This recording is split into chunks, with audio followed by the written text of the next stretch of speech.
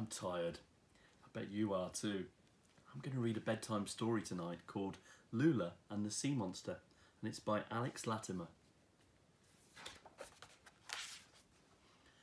Lula lived in an old house on the beach with her parents. She loved it there, but it wasn't going to last much longer. In a few days' time, she and her family would have to move out.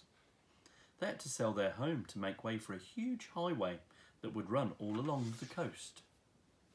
Early one morning, Lula packed some sandwiches and took her bucket and spade and went for a walk along the beach. She loved looking for things that had washed up in the sand, and she spent hours watching the animals that lived in the rock pools. This morning she'd noticed a tiny creature. It was hardly bigger than a bean, and a seagull was trying to snap it in its beak. Lula chased away the gull.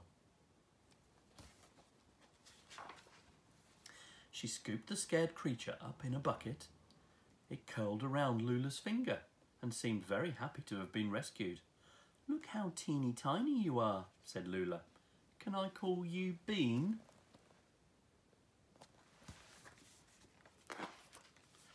Bean was too small to look after himself in the deep, wide ocean, so Lula searched for a bigger rock pool with plenty of rocks and crevices to hide from gulls and set him free there. "Are you hungry, Bean?" she asked, and without waiting for a reply, she opened her backpack and gave him some of her sandwich. Bean gobbled it up. "It's getting late, but I'll be back tomorrow," Lula told Bean as she walked home. Lula woke up early the next morning, made 3 extra sandwiches, and hurried along the beach to see her friend. But it wasn't a tiny creature that she found in the pool. Bean had grown overnight, and now the pool he was in was too small. Lula scooped him up in a bucket, though he hardly fitted, and dragged him to a larger pool. Then she gave Bean all of the sandwiches she had bought, even her own, and they played until sunset. The next day, Lula packed everything she could carry from the kitchen pantry. She stuffed it all in a bedsheet and dragged it along the shore. And she found that Bean had grown even bigger. Lula used the food that she had bought to lure him into an extra large rock pool, and then she fed him all of the things that she had bought. He ate everything, but as much as Lula loved Bean, she began to feel a terrible sadness. Just thinking about having to move house and leave Bean behind made Lula want to cry.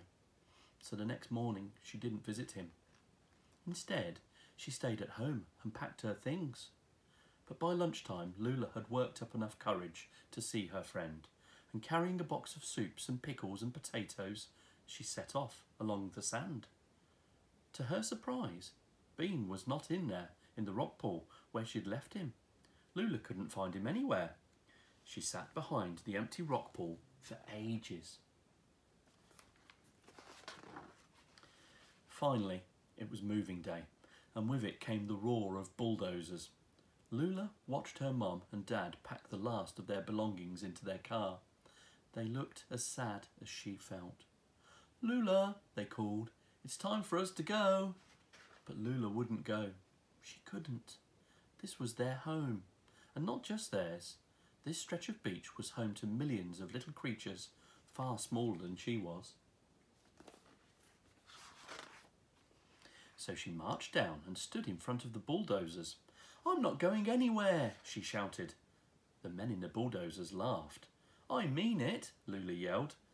But the bulldozers crept forward, puffing their black smoke into the air. It was no use. Lula turned to get one last look at her house. And do you know what she saw? She saw her friend, bigger now than 10 elephants, curled around her home, the way he had curled around her finger the first day they'd met.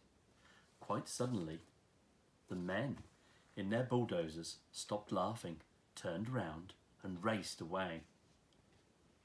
Lula still lives in her house with her parents, and there is no highway on the beach. Of course, the bulldozers came back, 3 more times actually, but each time Bean chased them away.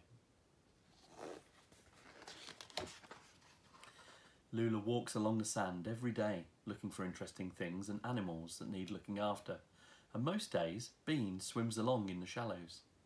They couldn't be happier.